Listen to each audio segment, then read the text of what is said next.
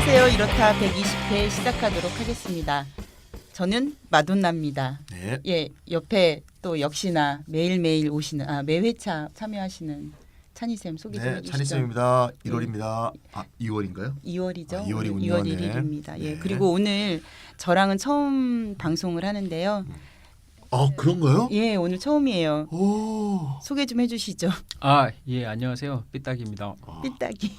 마돈나와 삐딱이라. 어, 야, 이거 맞는 것 같기도 하고 약간 안 맞는 것 같기도 하고. 마돈나도 많이 삐딱하잖아요. 오늘 한번 방송해보고 아니면 뭐 말고 뭐. 오늘 예. 궁합이 잘 맞아야 될 텐데 걱정이네요. 아니면 예. 뭐 삐딱은 비슷해. 왕장 삐딱. 네. 오늘 시작하기 전에 네. 이제 두 가지 소식을 좀 전해드릴 게 있는데요. 네. 오늘 안희정 2심 있었습니다. 어떻게 방금 됐나요? 전에 3년 6개월 선고됐어요.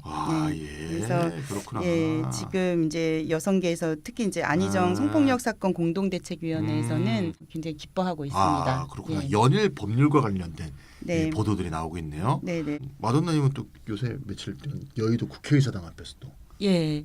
며칠 고생하셨다고 하던데. 72시간 비상행동 말모이라고 해서 필리버스터처럼 시민들이 72시간 동안 쉬지 않고 국회 개혁을 요구하는 촉구하는 그런 연설을 했었는데요. 이제 1월 31일까지 5개 정당이 합의한 약속이 있었어요. 네네. 연동형 비례대표제 도입을 하겠다고 했는데 어제 시한이 이제 어제까지 선거법을 이제 발의하기로 했는데 아무 반응이 없다. 결론 없이 끝났고요. 사실상 어제 이제 5개 원내대표들이 모이긴 모였습니다. 네. 그런데 제가 전해 듣기로는 그 회의록 비공개 회의록을 봤는데 자한당에서 거의 뭐 아무 입장도 내지 않았고 자한당에서는 의지도 없고 뭐 협의할 생각도 없고 여당도 아니니까 뭐 슬쩍 네. 빠져 있어도 뭐 특히 뭐 욕도 별로 안 먹고. 네. 그러니까요. 네. 그 앞으로도 협상할 생각도 없고요. 근데 그런 가운데 어제 협상을 했더라면 오늘 같이 좀 아픈 소식이 없었을 텐데 오늘 오전에 그 차로 분신 자살을 네. 시도하신 50대 시민이 네. 계셨어요. 차로 돌진하셨죠. 그래서 차로 국회 앞에 잔디 사광장 거기를 이제 들이박으시고 했는데 그분이 이제 배포한 전단지 그러니까 배포하려고 가지고 있었던 전단지에는 국회 특검 폐지하고 그렇죠. 정치 개혁하라는 절실한 요구들이 있었습니다. 네, 네. 그래서 어제 국회가 1월 31일까지 한 약속을 지키겠다는 이야기만 했었어도 오늘 그런 아픈 사건은 없었을 텐데요. 네. 다행히 3도 화상을 입으셨지만은 생명에 지장이 없다는 다행이네요. 소식을 네. 방금 듣고 왔습니다. 네. 예. 아이고, 참. 근데 이래저래 마음은 무겁지만 그래도 또 안희정 관련돼서 네네. 예, 3년 6개월 이렇게 실행이 선고되니까 좀 그 부분은 또 기쁜 소식이 아닐 수 그렇군요. 없습니다. 네. 예. 제가 어저께 이제 말모이 한다고 얘기했더니 슈퍼바이저님이 말모이가 뭐냐고 나보고 네네. 요새 영화 개봉도 모르시냐. 당연히 모르시던데 그냥 글을 보시더니 말을 모은 거군요. 이러더라고요. 네, 맞아요. 말을 모은 네, 거니까. 말을 모은다는 뜻이에요. 음. 예, 그래서 우리가 이제 필리버스터란 말을 쓰지 않고 네. 말모이라는 표현을 써서 진행을 했었습니다. 찬희쌤도 말모이 발언을 해주셨는데요. 네. 제가 잠깐 이제 일하러 갔다 오는 사이에 발언이 끝나셨더라고요. 음. 무슨 얘기 하셨어요? 나 좀 삐졌어요. 나 막 열심히 발언하고 있는데 갑자기 마돈나가 안 보이더라고. 그래갖고 이 관심이 없구나. 이러면서 엄청 삐져갖고 더 열심히 그냥 막 흥을 돋구느라고 막 추운데 했는데요. 이게 지금 우리가 이제 비례표제는 15.7% 국회의원으로 보면 조금 있고 네. 대부분이 이제 소선거구제 1등 당선자 아닙니까? 그렇죠. 우리 비례대표가 이제 정말 47명 액세서리처럼 들어가 있죠. 정도밖에 없죠. 액세서리. 예, 예. 그것도 이제 병립형으로 돼 있는데 네네. 이게 이제 결국 두 개 거대 정당이 주거니 박거니 하면서 교대 집권하는 거잖아. 네네. 이번에 너 한 번 했다가 국민들 불만 생기면 그다음 내가 했더라가 니들 또 잘 못하고 그다음 내 거야. 이렇게 서로 주고받고 잠깐 이제 넘겨줬다 받고 네네. 넘겨줬다 받고 하는 이런 체제가 아니냐. 그러니까 이제 여당하고 자한당이 왜 선거법 개혁에 관심이 없냐. 너무 간단한 거예요. 한 사람은 한쪽은 지가 또 된다고 생각하고 네. 다른 쪽은 이번엔 내가라고 생각하고 한쪽은 또 이번엔 내가 안 되면 다음엔 나라고 생각하고 그렇죠. 그러니까 이 제도가 자기들한테 좋은 거야. 그래서 제가 한번 조사를 해봤더니 영국이 이런 제도잖아요. 네. 소선거구제 1등 당선제거든요. 그래서 영국의 보수당 전 총리였던 카메론하고 네. 노동당 전 총리였던 토니 블레어가 아주 비례대표제에 대한 거의 악담, 거의 혐오 수준의 악담을 한 게 쫙 나열돼 있더라고요. 네. 이거는 2등만 모아놓은 의회를 만드는 제도이다. 아무도 원치 않는 사람만 모아놓는 아주 극악한 제도다. 뭐 이런 식의 당연히 영어로만 했습니다. 네. 이런 얘기들 했더라고요. 그러니까 이 친구들이 볼 때는 자기들이 이게 논아 갖는 네네. 얘가 한번 갔다가 내가 한번 갔다 이게 제일 좋은 거죠. 반면에 뉴질랜드 같은 경우에는 거의 100년 가까이 소선거구제로 했었다가 거기도 이제 거의 거대 정당들이 주거니 받거니 했었어요. 네. 근데 93년부터 비례대표제로 연동 비례대표제로 전환하면서 되게 많은 정당들이 물론 현재는 당이 좀 줄었다고는 하는데 다양한 정당들이 들어가면서 연립정부도 세우고 하면서 제일 먼저 좋아졌던 것이 이제 노동의 문제, 최저임금이 상승하고 그리고 복지 문제들이 많이 좋아졌다고 하고요. 그때 이제 외쳤던 게 뭐냐면 99명의 독재냐 120명의 민주주의냐. 그래서 의석수 확대에 대한 여론도 좀 이게 형성해 가면서 이렇게 제도를 바꿨던 네, 거죠. 저도 그 얘기했어요. 뉴질랜드가 세계 최초로 여성 참정권이 네네. 보장된 나라거든요. 1893년입니다. 네네. 그래서 뉴질랜드 같은 우리가 용기를 가져야 된다. 거대 정당이 자신의 유리함도 이렇게 벗어던질 수 있는 그런 용기가 필요한 거 아니냐. 제가 마지막에 그 얘기인데 그 얘기는 들으셨구나. 네.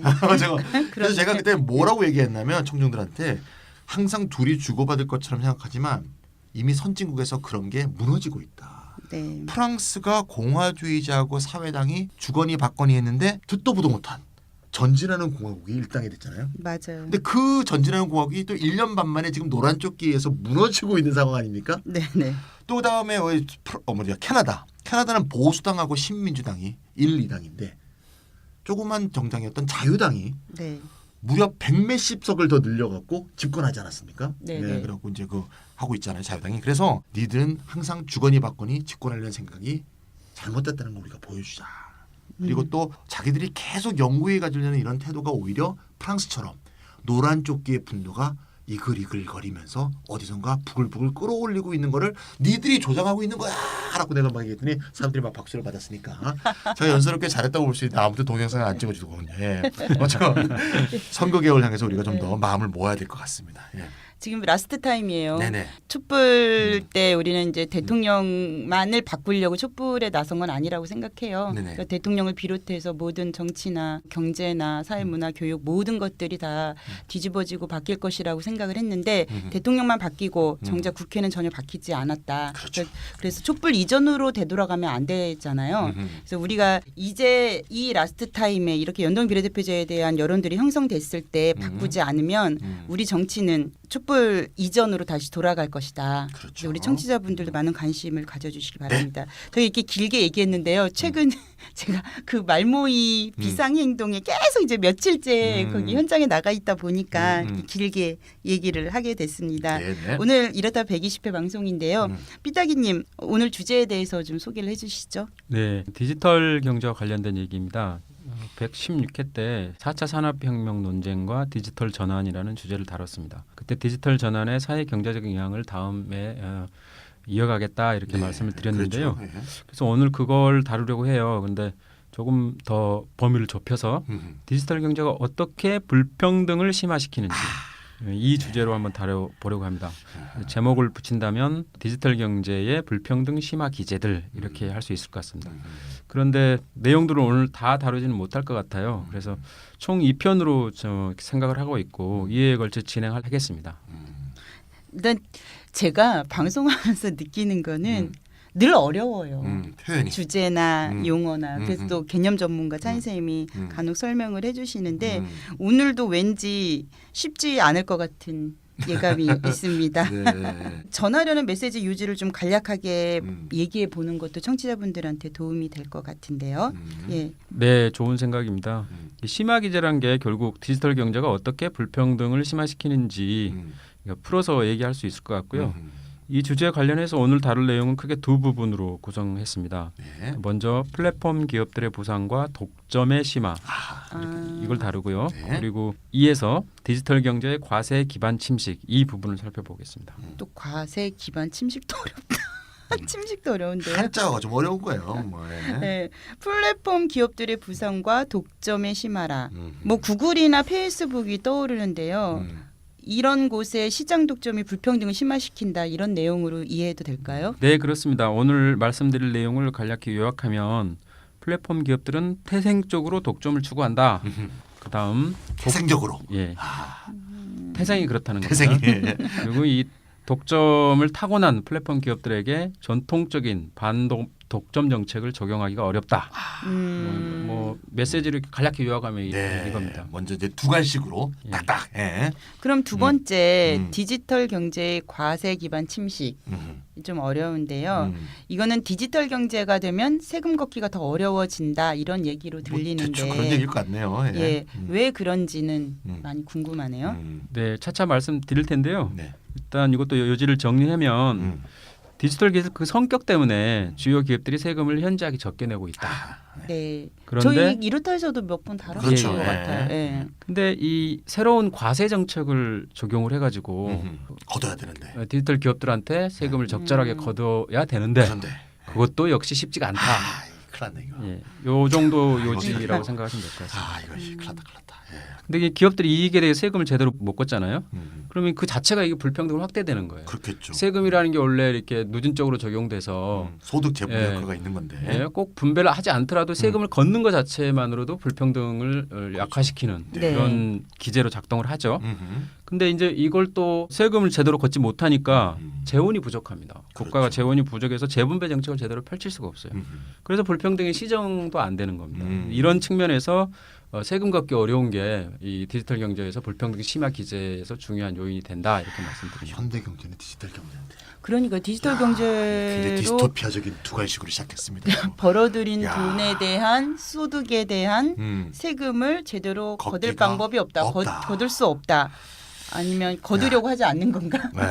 시작부터 이제 좀 어두워지는데요. 네. 청취자분들 이해를 위해서 맨 앞에 뭐 전체 유지를 먼저 짚었고 그러면 본격적으로 플랫폼 기업들의 독점 심화에 대한 얘기를 다뤄봤으면 좋겠는데요. 네네. 찬희쌤, 플랫폼 기업들은 왜 독점적인 지위를 추구하고 실제로도 갖게 되는 걸까요? 내가 아까 태생적이라는 말씀을 쓰셨는데 네. 플랫폼 기업은 태생적으로 네. 이 네트워크 효과를 비즈니스 모델로 하기 때문에 그렇습니다. 네트워크 효과요? 네, 네트워크 효과. 영어로 하면 네트워크 이펙트. 선생님 이거는 좀 알 것 같은데. 네, 아쉽죠. 네트워크 효과 또는 이거를 네. 네트워크 익스터널러티 이렇게도 하는데요. 아하. 이건 이제 네트워크 외부성 이렇게 좀 말이 좀 어렵습니다. 뭐 같은 말입니다. 여기 이제 뭔가 하면 이제 간단히 말하면 재화나 서비스의 사용자 수가 늘수록 네. 그 재화나 서비스의 가치가 커지는 효과를 말합니다. 아. 쉽게 말해서 우리 카톡 쓰잖아요. 네. 사용자가 적다면 우리가 카톡을 쓰겠어요? 내 친구도 없고 부모도 없고 안 쓸 거 아니에요. 그렇죠. 거꾸로 카톡을 쓰는 사람이 많기 때문에 카톡이 내가 싫어도 네. 쓸 수밖에 없죠. 그만큼 네. 카톡의 가치가 이렇게 커져 있는 겁니다. 아. 사용자가 많으니까. 우리는 왜 물건은 이렇게 희소 가치가 생기잖아요. 누가 갖지 못하고 소수만 독점하고 있으면 막 그 더 갖고 싶어서 막 네, 좀 다이아몬드 가격들이 같은 거. 네. 올라가는데 네. 이 거꾸로요. 디지털은 거꾸로네요. 이게 그게 막- 네트워크 예. 효과야. 그 거꾸로라는 네, 게. 네. 아하. 그래서 카톡의 가입자 수 자체가 카톡의 가치, 네. 카톡의 수익의 원천 이거라는 거죠. 그래서 플랫폼 기업들의 경쟁력의 원천은 뭐 아시다시피 데이터 아니겠어요? 데이터, 사람의 데이터, 여러 가지 데이터가 있죠. 그런데 데이터를 많이 수집하려면 어때야 돼? 가입자들이 가입자가 많아야 되는 많아져야 거죠. 그게 다 되겠죠. 데이터니까. 네. 그 가입자 규모가 늘어나면 늘어날수록 서비스와 기업 가치는 커지고 네. 따라서 그 서비스를 하는 기업의 수익성과 생산성이 높아진다. 이게 바로 네트워크 효과. 그래서 이제 이걸 이제 페이스북, 우리가 페이스북 쓰지 않습니까? 우리 네. 세 분 다 페이스북 가입자인데 페이스북도 가입자가 많을수록 거기서 이제 여러 가지 네트워크와 사회적 교류들이 일어나니까 내가 보고 싶은 사람들 거기서 좋아요 누르면서 볼 수 있으니까 아직 가입하지 않은 사람도 가입하려는 유인 동기가 생기게 되죠. 그렇죠. 예, 네트워크 효과 때문에 독점으로 시작한 게 또 독점을 더 유지하고 확대할 수 있게 하고 저기 가면 다 만날 수 있어. 네. 그럼 더 강화되는 거죠. 그렇죠. 그래서 플랫폼 기업들은 이 네트워크 효과를 목적의식적으로 추구하기 때문에 독점이 비즈니스 모델의 생명인 거고 실제로 지금 세계 시가총액 상위 기업들 애플, 그다음에 알파벳, 이 알파벳이 구글의 지주회사예요. 알파벳, 그다음에 마이크로소프트, 아마존, 페이스북 같은 플랫폼 기업들이 모두 해당 시장에서 독점적 지위를 구축하고 있다. 이 네트워크 효과 때문에. 몇 년 전에 베스트셀러가 됐던 책 중에 제로 투 원이라는 책이 있어요. 아, 0에서 1로 간다. 예, 아무것도 없는 시점에서부터 독점적 지위로 가는 거. 이게 이제 경영이란 얘기인데 경영서예요. 네네. 부제가 이거예요. 경쟁하지 말고 독점하라. 와 무섭다. 제목 죽이죠. 예, 경쟁 자본주의란 건 네네. 경제학 원론책에나 있는 것이다. 이렇게 말씀드리고 싶습니다. 경쟁하지 말고 독점하라. 나 이 제목 보고 내가 깜짝 놀랐잖아요. 제목 어떻게 잘 뽑지? 경쟁하지 말고 독점하라. 그러니까 현대 자본주의에서는 네. 기업들이 공정한 경쟁에서 승리를 해서 이윤을 얻는 거잖아요. 네, 근데 그게 그게 아닙니다. 아니고 네. 시장을 독점적으로 지배해서 엄청난 지대 수익을 얻으려고 한다. 음. 이것을 이제 경제서로 베스트셀러가 됐다. 네.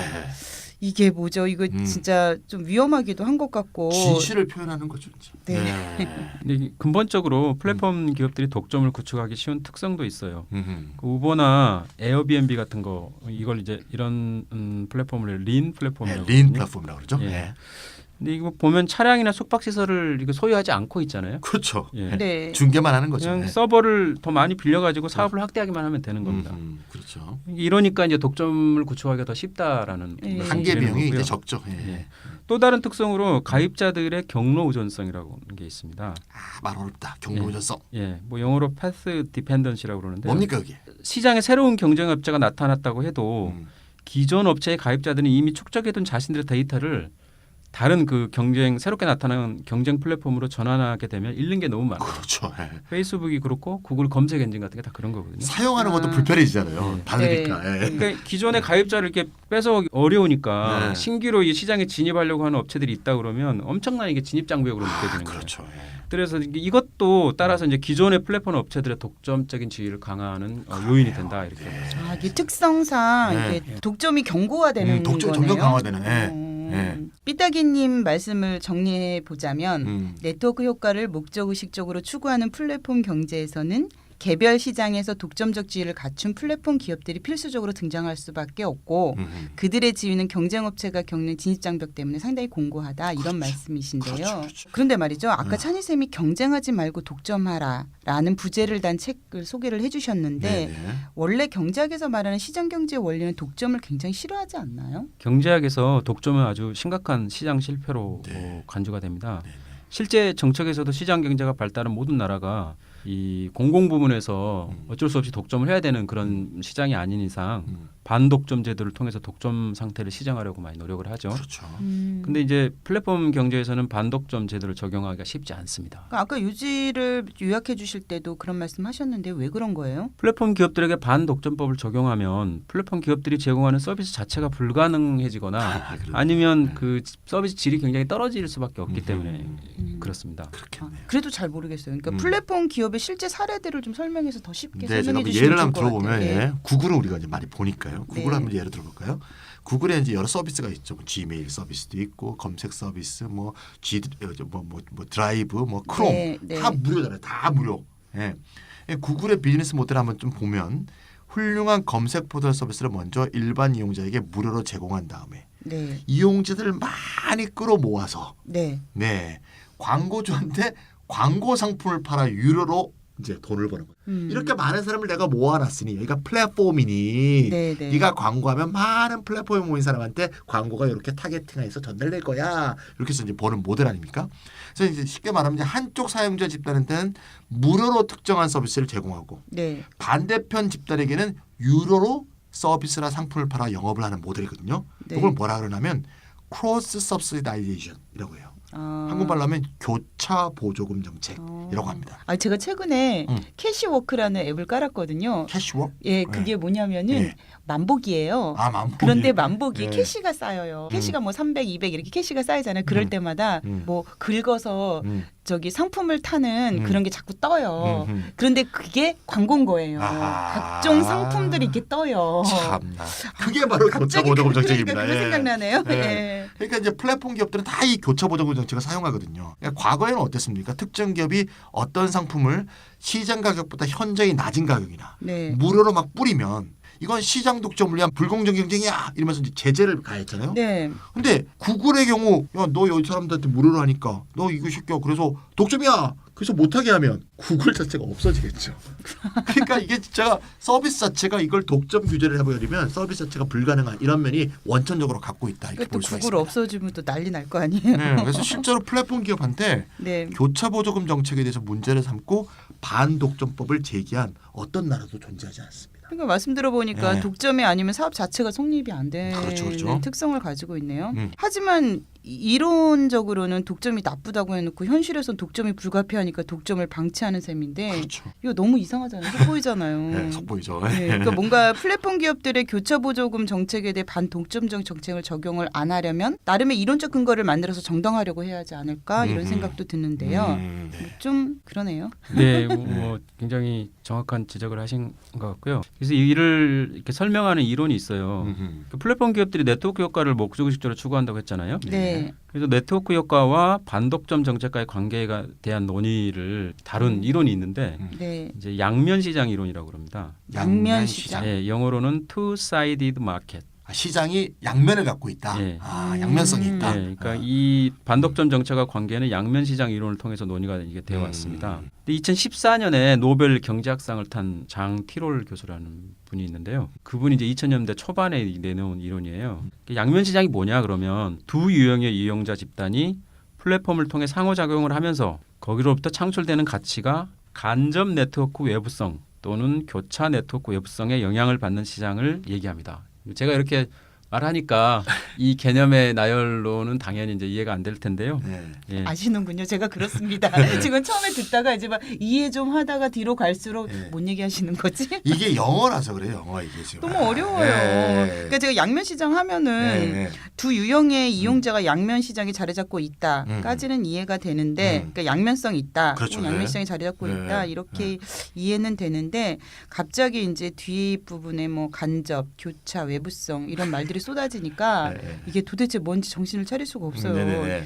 또 이쯤 해서 네. 개념 전문가 찬희쌤이 예, 양면 시장에 대해 설명 좀 이게 부탁드립니다. 참 영어로 하면 좀 쉬운데 네. 한국말이 참 어려워요. 이게 간접 네트워크 외부성 말씀하셨죠. 그래서 indirect 또 indirect network externality 영어도 어렵네요. 교차는 이제 양면하고 같은 건데 양쪽이 있다는 거죠. 여기 서로. 그래서 cross network externality 이렇게 되는데요. 네. 그냥 좀 말이 어려우니까 그냥 사례로 설명할게요. 네, 사례로 네. 설명하면 천박해지는 건 있지만 이해하기 쉬우니까. 사례가 뭘 예. 천박해요. 죄송합니다. 예. 일단 승차 공유 서비스 우리나라에서 요새 서비스를 못 하고 있는 우버. 네. 우버를 한번 예를 들어볼게요.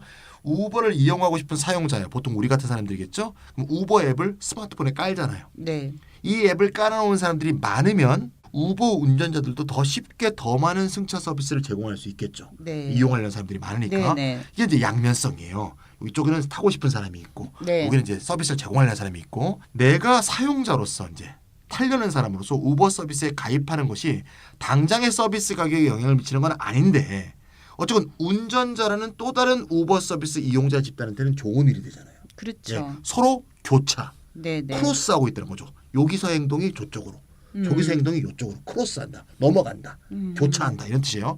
반대도 마찬가지인데 우버 서비스에서 승차 공유 서비스를 제공하는 운전자가 있어요. 이 사람들이 많으면 많을수록 그게 또 교차로 영향을 미쳐서 일반 이용자들이 더 쉽게 우버 서비스를 이용할 수 있지 않겠습니까? 아무래도 그렇겠죠. 이렇게 하나의 플랫폼이 있는데 거기서 한 이용자 집단의 특정한 행위, 예를 들면 가입을 한다든가 소비를 한다든가 이게 다른 이용자 집단의 편의와 효용에 영향을 미치는 것. 요거를 간접 네트워크 외부성이라고 한다 이거예요. 잘 생각해 보면 제가 아까 네트워크 외부성이라는 말을 한번 드렸어. 네. 네트워크 외부성은 네트워크 효과하고 동의어라 그랬어요. 네트워크 효과 기억나시죠? 네, 네. 사람이 많아질수록 가치가 커지는 거. 네, 네. 그게 네트워크 외부성하고 같은 말이야. 아. 그럼 아까 거기에다가 말 하나를 더 더했죠. 간접. 네, 네. 왜 간접을 더했어? 거기서 일어나는 게 아니라 반대편 사용자 집단에 영향을 미치니까. 아. 간접적으로 영향을 미친다. 교차, 크로스, 넘어가서 영향을 미친다. 그래서 교차 네트워크 효과, 간접 네트워크 외부성. 말로 해니까 어려운 거지. 시장이 양면성을 갖고 있는데 이쪽의 행동이 이쪽에 영향을 미치고 얘가 행동한 게 이쪽에 효용과 편익에 영향을 미친다.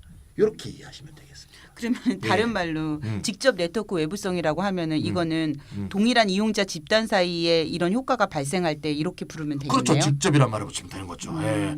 이런 걸 이해됐어. 이제 이런 게 이해됐어. 옛날 이제 서당에서 네. 한 개를 가르치면 두 개를 한다. 뭐 이런 상황이. 워낙은 한 개를 가르치면 10개를 한다죠.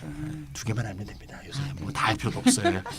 페이스북도 우리 잘 사용하니까 우리 셋 다 네. 페이스북 예를 한번 들면 페이스북에 가입한 이용자 규모가 막 늘어나요. 그러면 페이스북이 우리한테 좋은 플랫폼이 되는 거죠.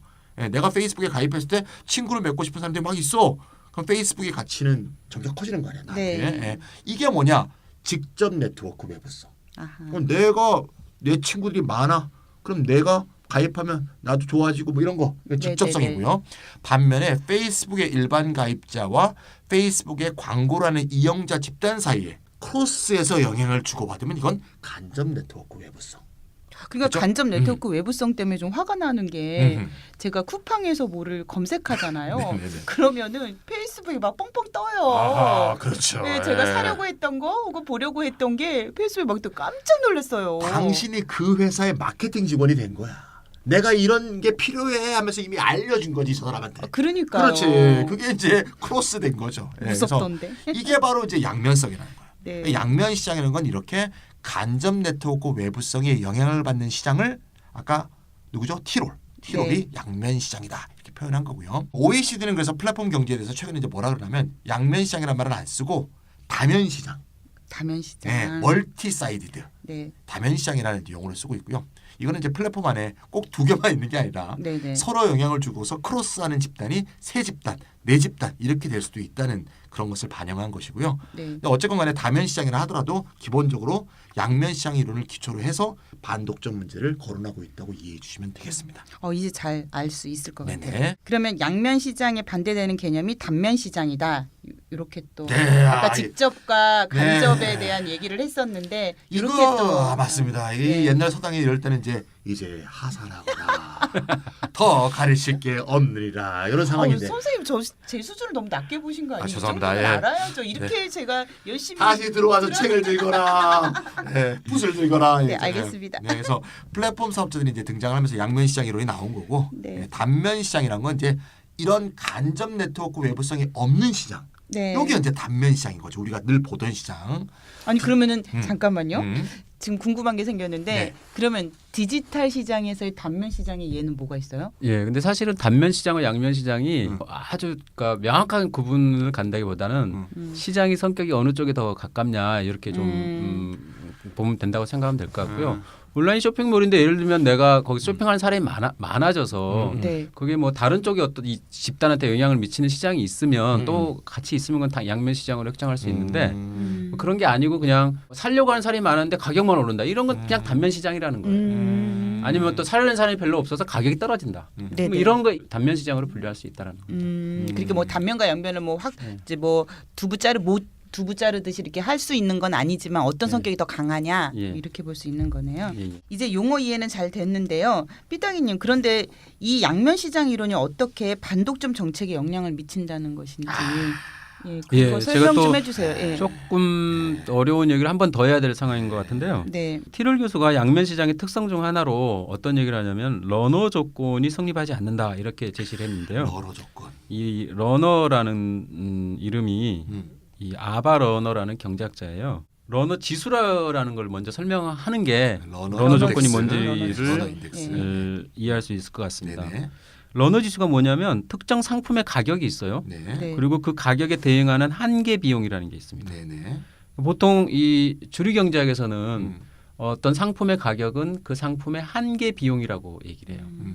그러니까 근데 전제가 있는데 완전 경쟁 시장이라면 네네. 모든 사람들이 막 경쟁을 하잖아요. 기업들 간에 내가 가격을 내면은 상품이 더 유리할 거냐, 더 불리할 네네. 거냐 이렇게 막 하다 보면은 완전 경쟁이라 막 경쟁을 하겠죠. 네네. 그런 그 완전 경쟁 시장에서는 가격이라는 게 한계 비용일 수밖에 없다라는 거예요. 그런데 그게 차이가 많이 나. 그러니까 실제 시장 가격하고 한계 비용하고 네네. 차이가 많이 나. 그러면은 이게 시장 지배력이 높은지 낮은지 이걸 측정을 하는 거예요. 한계 비용은 굉장히 작은데 가격이 높으면 예. 시장 독점 지배력이 강한 것이고 한계 비용은 높은데 거꾸로 가격이 더 떨어지면 거꾸로인 거고. 아하. 아니 그게 같으면 안정적인 시장이 가까운 거고. 예. 이게 근데 이 러너 지수라는 게 진유 개수하고 이렇게 인덱스가 예. 비슷하거든요. 그러니까 0부터 1까지 범위 안에 있어요. 네네. 근데 특정한 상품의 시장이 완전 경쟁 시장에 가깝다면 그 상품을 제공하는 기업의 시장 지배력은 0으로 수렴되고 러너 네. 지수가 0으로 간다라는 거죠.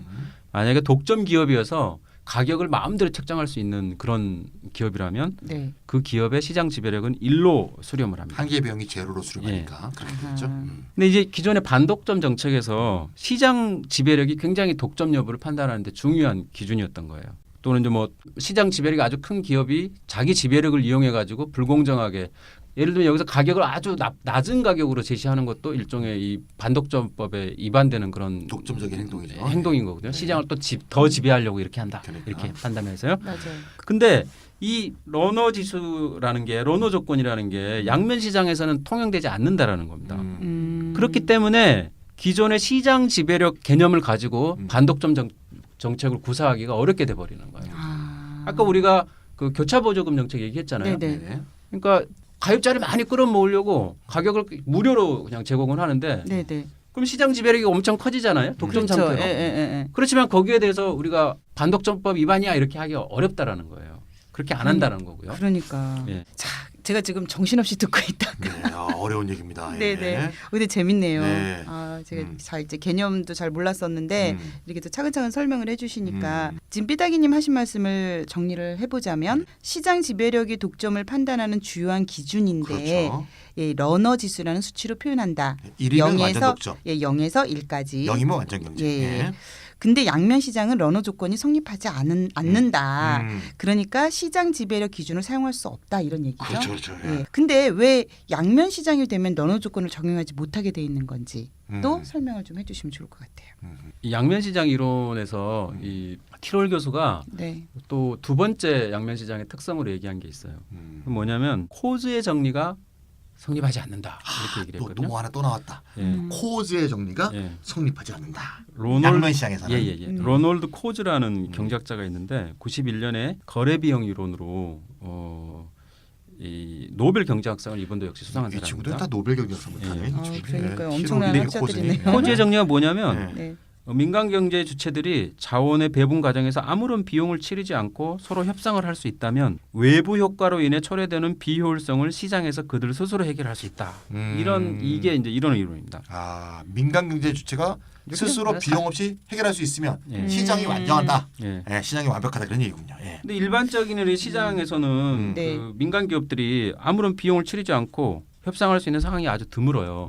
협상 과정에서는 비효율성이 존재하기 때문에 특정 네. 부분에서는 정부 개입이 불가피하다. 네네. 그 근거로 코즈의 거래 비용 이론이 거론되어 왔었습니다. 이때까지. 예. 예. 근데 이게 티롤 교수는 일반적인 단면 시장에서 보이는 코즈의 정리가 양면 시장에서 성립하지 않는다고 주장을 했죠.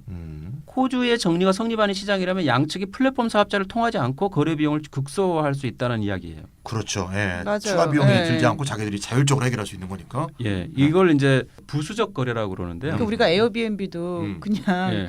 뭐 진짜? 숙박업소에 전화해서 네. 그냥 찾아봐서 거기다 네. 하면 되는데 어. 요즘 최근에 저도 계속해서 에어비앤비 쓰거든요. 그렇게 그게 거래 되더라고요. 비용이 더 적기 때문에 그런 거죠. 예. 다시 말하면 네. 네. 플랫폼을 매개로 해가지고 이 간접 네트워크 효과, 아까 설명한 간접 네트워크 효과 없이도 거래 비용을 극소화할 수 있다라는 얘기거든요. 그게 근데 고세 정리죠. 이게 예. 네. 양면 시장에서는 불가능하다라는 거예요. 어. 플랫폼이 그렇죠. 있어야 된다라는 거예요. 예, 그렇죠. 없으면 안 되죠, 거기. 예. 그러네요. 그러니까 양면 시장은 양측 간의 부수적 거래가 불가능한 시장, 즉 코즈의 정리가 성립되지 않는 시장이라는 거고요. 네. 구글 검색하는 사람하고 구글에 광고 내는 사람이 구글에 개입 없이 부수적 거래를 한다라는 게 상상이 안 되죠. 불가능. 훨씬 거래 네. 비용이 커지죠. 예. 그래서 그러네요. 플랫폼이 존재하는 겁니다. 그래서 구글이 존재하는 거고요. 그러니까 플랫폼의 존재로 인하여 양면 시장의 참여자에게 큰 편익이 발생을 하죠. 그렇죠. 예. 근데 이걸 독점이라고 해서 규제를 하면 어떻게 되겠습니까? 아, 그렇죠. 진짜 네. 다 전화해갖고 방 있어요 이러고 있어야 되는 거지. 예. 그러니까 예. 엄청난 네. 비용이 들겠죠. 그렇죠, 그렇죠. 예. 따라서 양면 시장에 의해서 큰 편익을 발생시키고 있는 독점적 플랫폼 사업자를 규제할 이론적 실제적 이제 근거가 없어진다. 아, 이해가 되네요. 그러네요. 아, 삐딱이님이 이 코즈의 정리니까 갑자기 좀 긴장했는데 네네. 아 이해가 됩니다. 예. 근데 지금 음. 이제 말씀을 들어보니까 음. 제 찬이쌤만 개념 전문가인 줄 알았더니 삐딱이님 설명을 들으니까 알기 쉽고 잘 이해가 되네요. 저분이 한겨레 신문에 기고하시는 분입니다. 정기 기고. 알고 있어요. 네네. 개념의 왕입니다, 저분이. 예. 네. 이거 좀 예를 들어서 설명해도 재밌을 것 같은데요. 그 티롤 교수도 제가 조금 아는데요, 저도. 예. 그 자신의 논문에서 요걸 갖고 예를 든 게 있어. 이게 왜 양면 시장이 어떤 특성을 갖는가. 네. 나이트클럽의 예를 들었어요. 네. 우리나라에도 이렇게 하는 데가 좀 있는데 나이트클럽이 많이 하는 이제 정책이 뭔가면 여성들한테는 아주 싼 가격 또는 공짜로 들어갈 수 있도록 해주고 네, 맞아요. 대신 남자들한테는 아주 비싼 가격으로 입장을 시키는 거죠. 음. 저기는 빵원, 여기는 10만 원 네. 이런 식으로 이게 이제 플랫폼 기업이 쓰는 교차 보조금 정책하고 굉장히 비슷하죠. 오프라인이긴 하지만 그렇죠? 여기 무료, 얘는 완빵. 이게. 예. 근데 이게 티롤 교수가 제시한 예요. 사례라는 거예요? 네, 그렇습니다. 그러니까 참 재밌다. 교수님이 이해하기 쉽게 우리 청중들 이해하기 예. 쉽게. 그래서 어떤 나이트클럽이 이런 전략을 써서 다른 나이트클럽보다 높은 시장 점유율을 차지했어. 네. 그럼 이건 독점 위반이냐 아니냐 생각하기 나름에 따라 다르다는 거예요. 예를 들면 당국이 볼 때 나이트클럽은 단면 시장이야. 원사이드 마켓이야. 이렇게 하면 이 나이트클럽은 독점적 행동을 한 거지. 부당하게 가격을 낮춰서 시장 지배력을 높이고 여성과 남성을 차별하고 이런 거니까 반독점이야 정책을 써서 독점 규제를 할 수가 있는 거죠. 네. 근데 이것도 뭐 일종의 플랫폼 같은 양면 시장이야. 이렇게 하면 간접 네트워크 외부성을 이용해서 여성의 무료가 남성에게 교차해서 영향을 미친 것이기 때문에 네. 이건 반독점 정책을 적용할 여지가 없어지는 거다. 이렇게 티롤 교수가 설명했다. 예. 재밌네요. 네. 교수님이 이런 식으로 나이트클럽에 비유해서 설명을 하시니까 네네. 그래도 뭔가 정리되는 느낌입니다. 나이트클럽 가본 지가 언제예요? 저요? 네. 저 진짜 최근 나이트클럽 간 게 네. 10년도 더 된 것 같아요. 저는 20년도 넘었어요. 예. 그래요? 네. 가고 나중에 싶다. 막내를 한번 해봅시다 거기서 한번. 예. 그럴까요? 예. 쌤, 만원 나는 빵원 나는 10만 원? 저 그런데 안 갑니다. 네. 기분 나쁩니다. 네네. 네. 그럽시다. 네, 우리 차별 없는 곳으로. 예, 전 네. 차별 없는 나이트클럽으로 갈 것입니다. 네네. 네. 그러니까 양면 시장에서는 코즈의 정리가 적용되지 않기 때문에 플랫폼 기업들의 교차 보조금 정책이라든가 시장에서의 독점적 지배력에 대해 반독점 정책을 적용하기가 어렵다 이런 뜻이네요. 그렇죠. 그러니까 쉽게 생각해 보면 이제 이런 걸 텐데 제가 한번 얘기를 해보도록 하겠습니다. 네네.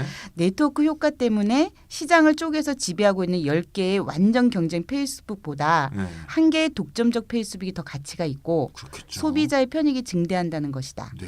그러니까 플랫폼에 대해서 독점 규제를 하게 되면 독점을 필수로 하는 플랫폼 사업자에게 사업하지 말라고 하는 것이기도 하지만 동시에 그 독점으로 인해 이익을 보는 양면 시장에 만인에게 더 큰 거래 비용을 떠안기는 것이다. 네. 그러니까 10개가 아웅다웅 싸우고 있으면 우리 10개 다 가입해야 되잖아요. 그렇죠. 저기 예. 가야 홍카콜라 있고 저기 가야 알릴레오 있으면 다 가입해야 되잖아. 그렇죠? 그러니까요. 얼마나 네. 힘들어. 네. 하나로 독점돼 있으면 우리의 편익이 증대되죠. 그래서 우리가 네. 독점이라고 하는 용어 자체가 네. 저같이 이제 뭐 경제학도 잘 모르고 이런 사람한테는 굉장히 부정적인 가치가 있어요. 그래서 경제에서도 아마 그러지 않을까 이렇게 생각은 드는데 플랫폼 시장에서만큼은 독점이 불가피하기도 하고 또 한편으로는 독점이 좋기도 하다 이렇게 볼 수도 있겠네요. 그러니까 반독점 이게 규제가 소비자 쉽지 않다는 입장에서는 거예요. 그러니까요. 네. 근데 제가 한 가지 의문이 있는데요. 언론 기사를 보면 유럽 연합이 구글에 대해 반독점 제소를 했다는 얘기가 간간히 나오거든요. 근데 이건 어떻게 해석해야 되죠? 네, 저도 종종 보는 기사인데요. 네. 이게 반독점 정책이 플랫폼 경제에서 여전히 이론적으로든 현실적으로 유효하다 이렇다라기보다는 이제 미국과 유럽이라는 경제 블록이 있잖아요. 네. 일종의 이게 통상 경쟁 같은 걸로 이해하는 게 저는 옳다고 봅니다. 일종의 통상 마찰. 예. 사실 플랫폼 기업들이 일자리도 별로 안 만들고 세금도 안 냅니다. 돈은 유럽을 포함해서 세계 각국에서 버는데 그 각국에서 합당한 일자리와 세금 기여는 너무 이제 부족한 거죠. 맞아요. 저 이렇다 해서도 이거 지적했던 적 예. 있었어요. 예. 유럽의 반독점 제재가 곧잘 굉장히 큰 벌금 부과하는 걸로 이렇게 기결되거든요. 네. 결국 이게 니네 합법적으로 내는 세금이 거의 없으니까 이런 식으로라도 좀 세금 내라 하면 저는 이렇게 좀 그런 측면이 강하다고 생각해요. 너무 안 내니까 예. 벌금 좀 때린 거다. 제가 생각하는 걸 좀 설명할 만한 사례도 있는데요. 네. 2014년에 유럽 의회가 구글을 검색 부문하고 기타 서비스 부문으로 분리해라. 이런 말 그대로 이제 반독점법적인 네. 그런 쪼개는 거죠. 정책 요구를 한 예. 거죠. 근데 그런 결의안을 채택했어요. 근데 이제 이걸 사람들이 그래서 실제로 그럼 구글을 쪼갤 수 있느냐 이렇게 생각하는 사람 아무도 없었어요. 아무도 없죠. 일종의 공고 정도이고 법적인 효력은 없는 건데요. 근데 유럽의 반독점법을 연구하는 허버트 호븐캠프라는 교수가 있었는데 이제 여기서 이것과 관련해 가지고 이런 말을 합니다. 구글이 유럽 시장 한 곳에서 검색으로 벌어들이는 수익만을 분리하는 일은 불가능하지는 않겠지만 큰 비용이 들어가는 일. 분리하려고 그러는데 그 분리하려면 그럼 여기서 얼마 벌고 저기서 얼마 버는지 이런 걸 따져야 되는데 그게 그러니까 분리 비용 자체가 많이 드는 거네요. 그게 가능한 일이냐라는 게 있고요. 그리고 설사 그게 가능하다고 해서 그렇게 하면 어떻게 되냐. 구글의 검색 성능이 상당히 제한될 거다. 그러면 소비자 불만 커지게 된다. 그렇죠. 이 말의 의미가 뭐냐면 예. 구글이라는 기업의 생산성, 이 구글의 독점적 지배력에서 나오는 측면이 있다. 그게 가치죠. 사실. 그리고 네. 이게 소비자들에게 주는 편익도 바로 이 독점적 지위에서 오는 측면이 있다. 그래서 이 진짜? 반독점법을 실제로 적용하기가 네네. 굉장히 어렵다라는 얘기. 아주 어렵네요. 그러면 이건 뭐 플랫폼 기업들의 윤리성에만 기대야 되는 건가? 이거 어떻게 해야 되나 모르겠네. 아, 네. 참. 그러니까 기본적으로 이게 플랫폼 기업들의 생산성, 가치 이게 이제 독점 추구의 동인이기도 했는데 네. 결과이기도 한 거죠. 이게 독점의 결과이기도 한 거잖아요. 그러니까 네트워크에 의존하는 한 기존의 반독점 정책들은 더 이상 쓸모가 없다, 적용할 수가 없다, 실효성이 없다 이렇게 볼 수밖에 없을 것 같습니다. 예. 그렇네요. 자, 그럼 지금까지 플랫폼 기업들이 왜 태생적으로 독점을 추구하는지 또 왜 플랫폼 기업들에게는 전통적인 반독점 정책을 적용하기 어려운지 등을 살펴봤는데요. 잠시 쉬었다가 2부에서 다시 뵙겠습니다.